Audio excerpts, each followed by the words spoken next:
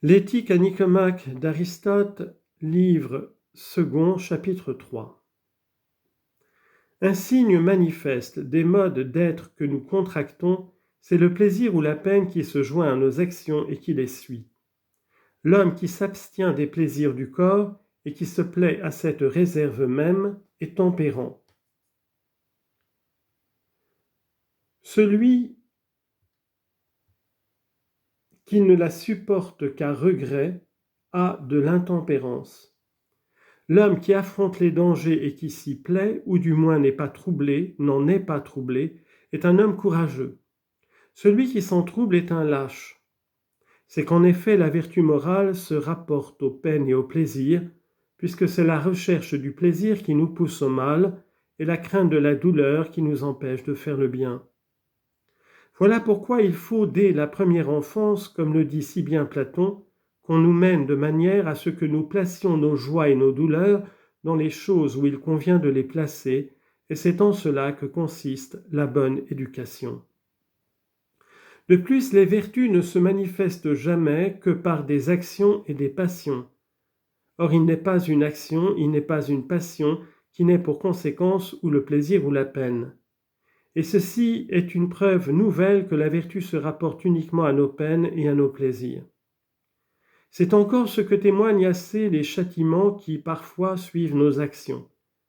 Ces châtiments sont en quelque sorte des remèdes, et les remèdes n'agissent ordinairement et dans le cours naturel des choses que par les contraires. Nous pouvons répéter en outre ce que nous venons de dire, tout mode d'être de l'âme est, par sa vraie nature, en rapport avec les choses et ne concerne que les choses qui la rendent naturellement meilleure ou pire.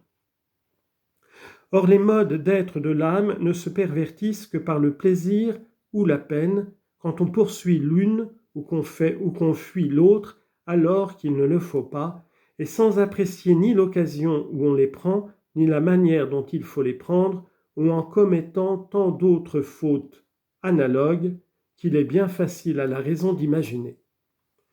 Voilà comment on a pu définir les vertus des états de l'âme où elle est sans affection et dans un complet repos.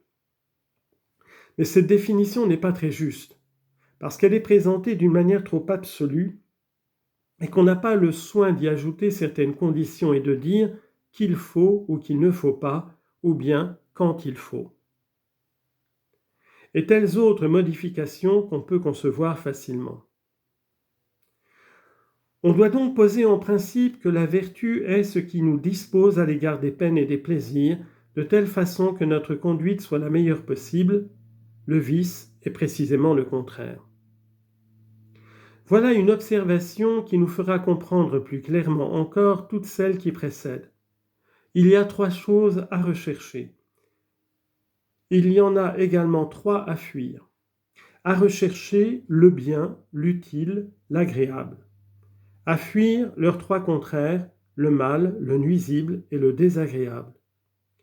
À l'égard de toutes ces choses, l'homme vertueux sait se bien conduire et suivre le droit chemin. Le méchant n'y commet que des fautes. Il en commet surtout en ce qui regarde le plaisir. Car d'abord, le plaisir est un sentiment commun à tous les êtres animés, et de plus, il se retrouve à la suite de tous les actes laissés à notre préférence et à notre libre choix, puisque le bien même et l'intérêt peuvent revêtir aussi l'apparence du plaisir. Ajoutons que depuis notre plus tendre enfance, dès cet âge où nous bégayons à peine, le plaisir a été nourri en quelque sorte et s'est développé avec nous. Il sera donc bien difficile de nous défaire d'un sentiment qui est entré si profondément dans notre vie et qui en a pris toutes les couleurs, bien que selon les individus, le plaisir et la peine soient une règle qui dirige plus ou moins complètement leur conduite. C'est là ce qui fait que nécessairement tout le traité qui va suivre doit porter sur ces 2 affections, car ce n'est pas une petite chose en ce qui concerne nos actions que de savoir se réjouir ou s'affliger, bien ou mal. Autre remarque, il est encore plus difficile de combattre le plaisir que de combattre la colère, comme le dit Héraclite.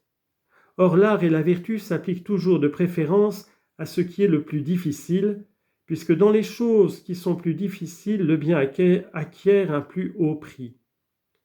Ceci même est une raison de plus pour que la vertu et la politique doivent mettre l'une et l'autre tous leurs soins à l'étude des plaisirs et des peines, car celui qui sait bien user de ces deux sentiments sera bon, et le méchant celui qui en usera mal. Ainsi donc, nous avons prouvé que la vertu ne s'occupe au fond que des plaisirs et des peines, qu'elle s'accroît par les causes qui la font naître, qu'elle se détruit par ces mêmes causes quand leur direction vient à changer, et qu'elle agit et s'exerce sur ces sentiments mêmes d'où elle est née. Tels sont les principes que nous venons de poser.